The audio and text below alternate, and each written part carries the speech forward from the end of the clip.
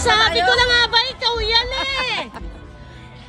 Nakita, umikot kami ni Julie. Sabi ko na, dito siya. Sabi ko, tapos nakita ko muna ka. Dito kami ng Opo ka na ng kondo mo.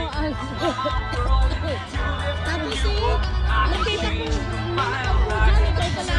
Oo. Hindi, meron na. Hindi mo na kami kilala. TikTok queen. Ito naman. Para namang, wala, hindi na ako masabi. Eto. Kuha ka nga. Ay, wag mo ako pag-anuin yan. Bakit? Hindi, meron na. Hindi na ako titira. Yung, ano yun, parang, Ay, mag-travel na lang ako. Wala nga nagkaasikaso yung sa akin. pasikaso mo sa akin, doon ako mag-stay na ako doon. Ako mag-manage ng property. Ito sa Atagalia.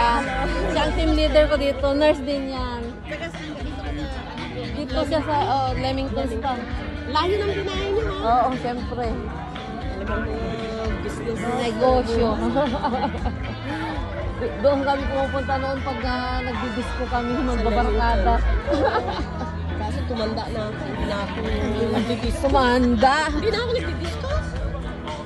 Ayan, hiyang na hiyang ka sa TikTok. Tinigilan ko na rin. Kaya nga, lumaki yung... Ayun na nga. Meron akong pampapayat. Alika doon, no? Ayan! Pampapayat ako. Ay, nandito ka. Bunot ka na ano. Parapol. Pre-facial ang ang parapol ko. Diba? Magkasama. Nakakainis ka? Nandito ka rin pala? Ayun na nga. Dapat Paano ba ito ipa-ikot? Sinama sa akin, hindi ka na namamasyal sa amin.